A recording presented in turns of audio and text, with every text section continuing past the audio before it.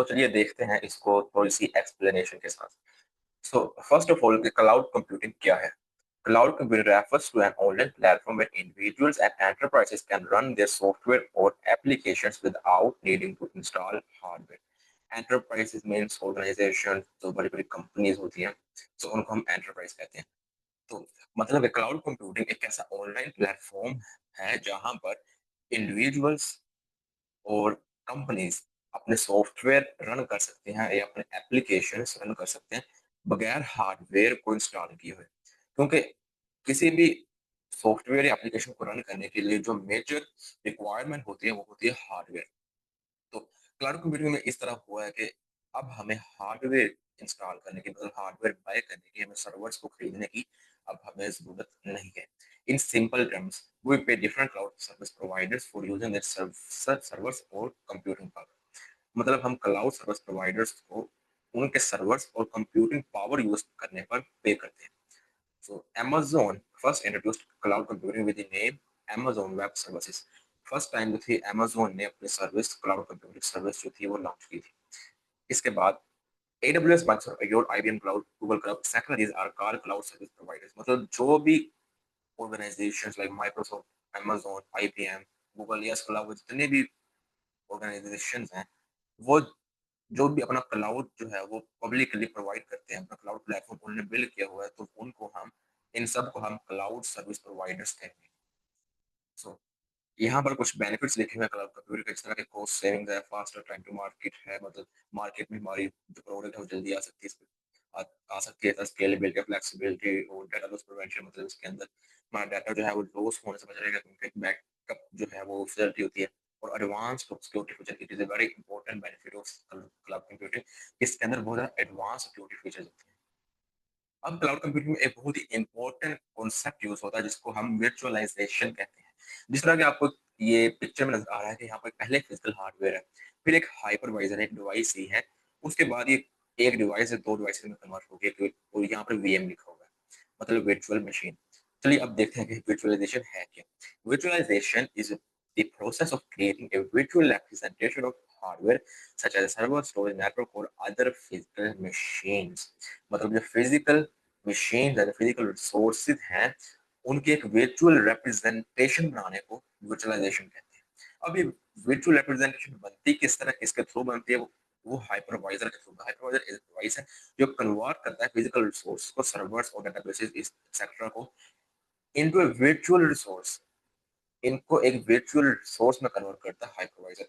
मतलब इनकी virtual identity बना देता है, इनका एक वर्चुअल इंस्टेंस क्रिएट कर देता है। हाइपरवाइजर की मदद से हम अपने फिजिकल रिसोर्सेज को वर्चुअल रिसोर्सेज में कन्वर्ट करते हैं। अब यहाँ पे लिखा है hardware source is called host and software source is called guest. अब क्लाउड कंप्यूटिंग की स्टडी के दौरान जहाँ पर भी होस्ट का लफ्ज आएगा मतलब उससे मुराद हार्डवेयर है, और जहाँ पर गेस्ट का लफ्ज आएगा उससे मुराद सॉफ्टवेयर है। अब हम आते हैं what is the virtual machine. जो हमने यहाँ पर देखा कि हाइपरवाइजर जो है वो वर्चुअल रिप्रेजेंटेशन क्रिएट करता है फिजिकल रिसोर्सेज की। अब यहाँ पर वर्चुअल मशीन का भी कंसेप्ट जो है वो दिखाया हुआ कि वर्चुअल मशीन होती क्या है।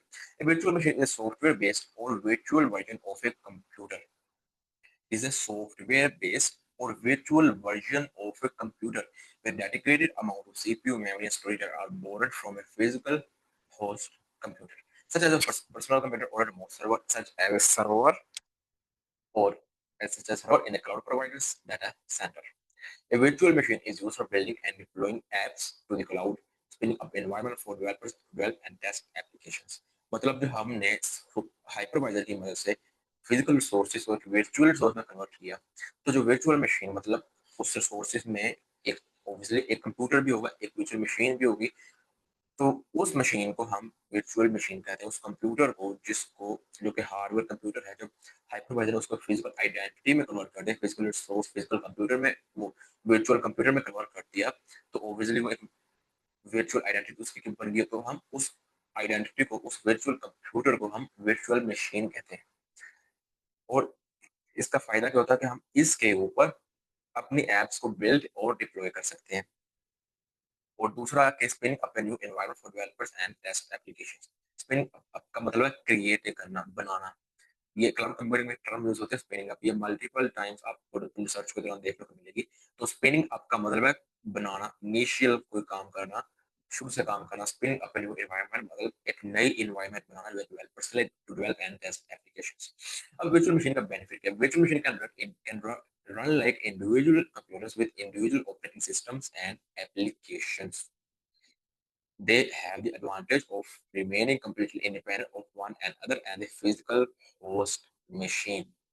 मतलब ये फिजिकल होस्ट मशीन से जो इसका फिजिकल कह लें कि फिजिकल आइडेंटिटी है, जो इसका फिजिकल रिसोर्स है, उससे कंप्लीटली इंडिपेंडेंट होने की सलाहियत रखती है। और ये इंडिविजुअल कंप्यूटर्स के तौर पर ये रन कर सकते हैं वर्चुअल मशीन्स। अब क्लाउड कंप्यूटिंग में दो कॉन्सेप्ट होते हैं, एक होता है रीजन और एक होता है अवेलेबिलिटी जोन। जिस तरह कि आपको स्क्रीन पर नजर आ रहा है कि एक रीजन है, उसके अंदर तीन अवेलेबिलिटी जोन है, availability zone A, availability zone B and availability zone C. पहले अवेलेबिलिटी जोन में एक ये बना हुआ डब्बा सा, ये है एक्चुअल डेटा सेंटर। अब डेटा सेंटर में क्या होता है, उसके अंदर मल्टीपल कह लेंगे हंड्रेड्स ऑफ सर्वर्स पड़े होते हैं, और वो सब जो जितना भी वो एरिया होता है जहाँ पर वो मल हंड्रेड और थाउज़ेंड ऑफ सर्वर्स पड़े होते हैं, उसको हम डाटा सेंटर कहते हैं, जहाँ पर डाटा स्टोर होता है, जहाँ पर सारी प्रोसेसिंग होती है। इसके अलावा इस अवेलेबिलिटी ज़ोन बी में 2 डाटा सेंटर्स हैं और अवेलेबिलिटी ज़ोन सी में 3 डाटा सेंटर्स हैं। मतलब एक रीजन के अंदर मल्टीपल अवेलेबिलिटी ज़ोन्स हो सकते हैं और एक अवेलेबिलिटी ज़ोन के अंदर मल्टीपल डाटा सेंटर्स हो सकते हैं। अब हम इसको थोड़ा-सा थ्योरी वाइज पढ़ लेंगे। क्लाउड रीजन क्या होता है? Region cloud service providers purely organize their cloud infrastructure into different geographical regions।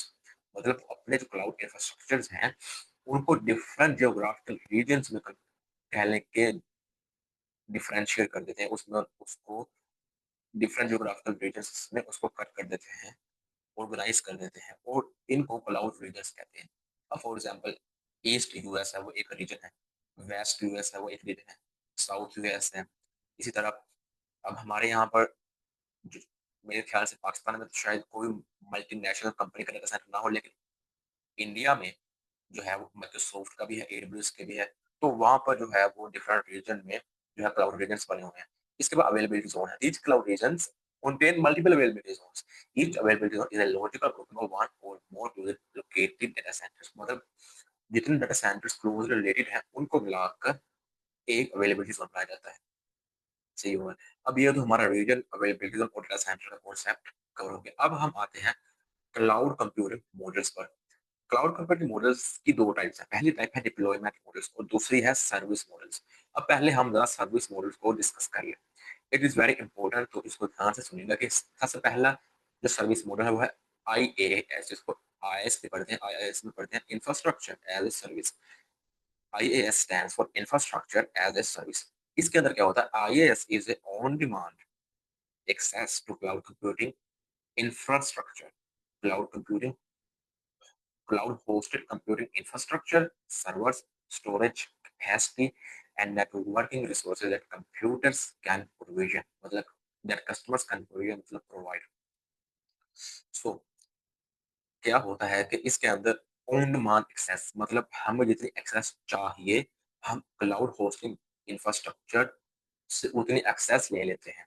अब हम नीचे यहाँ पर देखेंगे इसके अंदर लिखा हुआ यू मैनेज, मतलब हम जो चीजें मैनेज करते हैं उसके अंदर पहले एप्लीकेशन है, फिर डेटा है, फिर रन टाइम है, फिर मिडलवेयर है। मिडलवेयर मतलब जैसा हमने पहले पढ़ा था के दरमियान के जो क्लाइंट सर्वर आर्किटेक्चर में जब हमने एपीआई कॉन्सेप्ट पढ़ा के रिक्वेस्ट एपीआई सर्वर के पास जाती है, फिर जब वो रिक्वेस्ट यूआई से यूजर इंटरफेस से क्लाइंट भेजता है तो एपीआई सर्वर के पास जाती है, और जब वो एपीआई सर्वर के पास जाती है तो फिर वो बैकएंड डेटाबेस में जाती है।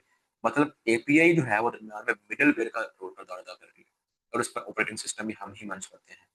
तो क्लाउड क्या मैनेज करता है? IaaS मॉडल में क्लाउड मैनेज करता है वर्चुअलाइजेशन, जो वर्चुअल कह लें कि virtual form of physical resources होती है। सर्वर्स को मैनेज करता है, स्टोरेज को मैनेज करता है और नेटवर्किंग। अगर मैं आसान अल्फाज में कहूँ कि ये जो ये चार चीजें लिखी हैं, ये मस्ट है कि क्लाउड ही मैनेज करेगा, क्योंकि ये तो हमारे पास है ही नहीं, हम कैसे मैनेज करेंगे?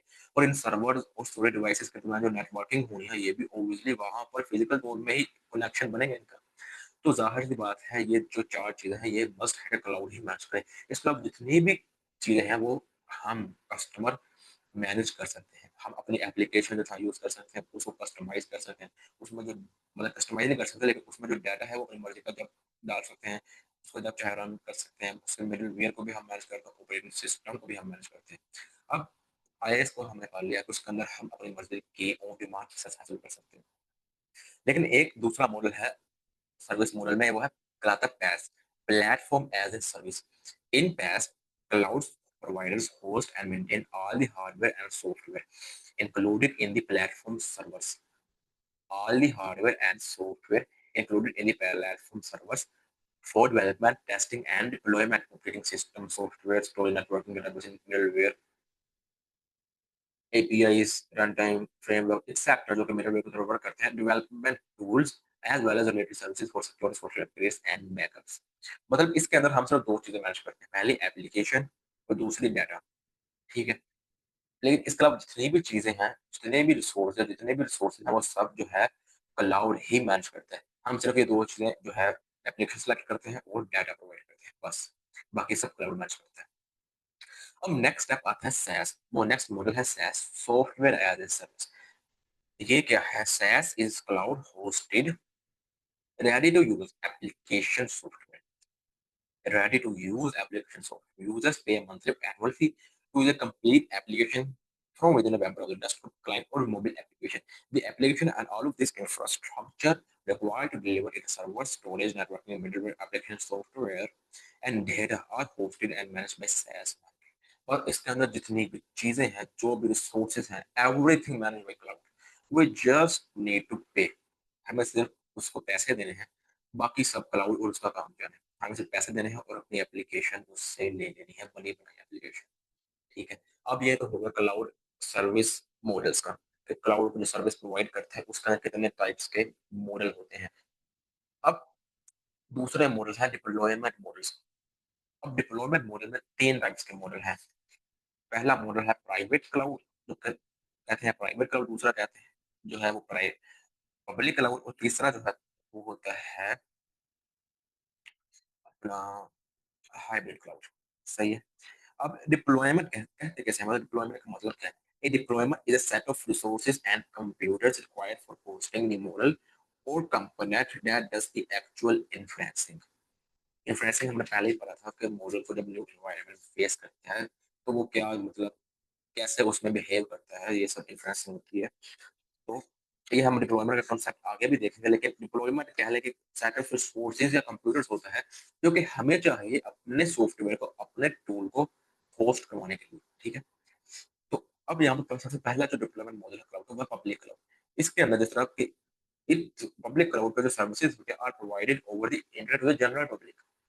मतलब पब्लिक क्लाउड के अंदर जितनी भी सर्विसेज हैं क्लाउड की, वो जनरल पब्लिक एक्सेस कर सकती है ओवर द इंटरनेट को यूज करते हुए, allowing easy access to the system and servers। सही है। इसके जो यूजर्स है वो कह लें कि होस्टिंग वेबसाइट होस्ट वेबसाइट कर सकते हैं, मोबाइल ऐप होस्ट कर सकते हैं, रनिंग वर्चुअल मशीन रन कर सकते हैं, और कंटेनर्स डिप्लॉइंग कर सकते हैं एआई और एमएल के मॉडल्स। इसका एडवांटेज में मिनिमल इन्वेस्टमेंट है, नो सेटअप कॉस्ट, हमें कोई चीज खरीदने की जरूरत नहीं है, नो मेंटेनेंस, हमें मेंटेनेंस मतलब जो साइट है हाँ कैसे मेंटेन रखे करेगी हमें उसकी भी फिक्र नहीं होती।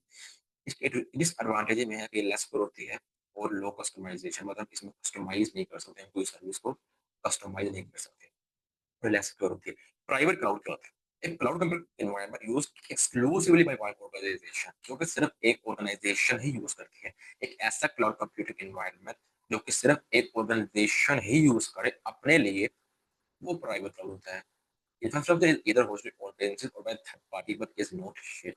इंफ्रास्ट्रक्चर जो होता है क्लाउड का, वो भला ही कोई क्लाउड प्लेटफॉर्म वाले होस्ट करें या कोई थर्ड पार्टी आकर उसको होस्ट करे, लेकिन वो शेयर नहीं होता, उसको आम लोग जनरल पब्लिक उसको एक्सेस नहीं कर सकती। ये आमतौर पर गवर्नमेंट एजेंसी जो होती हैं वो इसको कह लें कि प्राइवेट क्लाउड यूज करती हैं, और बैंक और फाइनेंशियल इंस्टीट्यूशन जिसका डाटा बहुत कह लें कि बहुत ज्यादा अहम होता है, वो इसको यूज करते हैं। एडवांटेज ये है बेटर कंट्रोल, इसके ऊपर हमारा अच्छा कंट्रोल होता है, डाटा सिक्योरिटी बहुत ज्यादा होती है, और कस्टमाइज हम इसको कस्टमाइज कर सकते हैं, लेकिन ये महंगा बहुत होता है। अब आता है hybrid cloud. Hybrid cloud combines both public and private cloud environments, allowing data and application to move between them। मतलब कि प्राइवेट और पब्लिक क्लाउड का मिक्सचर होता है, और डेटा एप्लीकेशंस को अलो करता है मूव बिटवीन देम। मतलब वो कभी पब्लिक हो जाती है, कभी प्राइवेट हो जाती है। और इसका यूसेज क्या है? ये बैंक ये इसका भी जो सेम यूज़र अभी हम पढ़ कर आए, बैंक और फाइनेंशियल इंस्टीट्यूशन में होता है, तो इस तरह का सब जो होता है, गवर्नमेंट एजेंसी को डाटा सॉवरेनिटी ये सब चीज़ें। इसका एडवांटेज क्या होता है? सिक्योरिटी भी होती है और लेस कॉस्ट, इसकी कॉस्ट कम होती है। लेकिन ये डिफिकल्ट टू मैनेज होता है, इसको मैनेज करने के लिए थोड़ी डिफिकल्टीज़ आती है और उसको हम मैनेज करना पड़ता है और डिफिकल्टीज़ को हैंडल करना पड़ता है। तो अब लास्ट कॉन्सेप्ट है वर्चुअल प्राइवेट क्लाउड। ये प्राइवेट एक क्लाउड कह लें कि पब्लिक क्लाउड के अंदर एक प्राइवेट क्लाउड, पब्लिक क्लाउड के अंदर एक प्राइवेट क्लाउड। अब हम आते हैं कि है क्या? Virtual private cloud is a secure isolated private cloud hosted with a public cloud. जैसे कि आपको स्क्रीन पर नजर आ रहा है कि एक पब्लिक क्लाउड है जिसको मल्टीपल यूजर जो है एक्सेस कर रहे हैं, लेकिन एक वर्चुअल प्राइवेट क्लाउड है जिसको सिर्फ एक ही यूजर एक्सेस कर रहे हैं। तो ये कहने के पब्लिक क्लाउड के अंदर ही अपना एक प्राइवेट क्लाउड खोला हुआ है। सही हो गया। तो ये आज की हमारी क्लाउड कंप्यूटर के ऊपर डिस्कशन थी। और यहाँ पर कुछ लिखा है कि in reality Hikam cloud represents physical data centers in specific geographical locations containing actual servers, storage system, and other equipments. But in cloud computing, a cloud service provider like AWS and Google Cloud owns and operates these data centers, provisioning them by network and internet. The cloud क्या है? वो represent करता है physical data centres को। और cloud server providers क्या होते हैं? वो इन डाटा सेंटर्स को ऑन करते हैं, इसको ऑपरेट करते हैं और आवाम को प्रोवाइड करते हैं नेटवर्क और इंटरनेट के थ्रू। तो ये हमारी आज की टोटल डिस्कशन है क्लाउड कंप्यूटिंग पर। अगर किसी का कोई सवाल हो तो वो ग्रुप में पूछ सकते हैं। और ऑब्वियसली इसका एक कहने की मुकम्मल खाका, एक मुकम्मल अंडरस्टैंडिंग आपकी तब ही डेवलप होगी जब आप इस पर खुद रिसर्च करेंगे।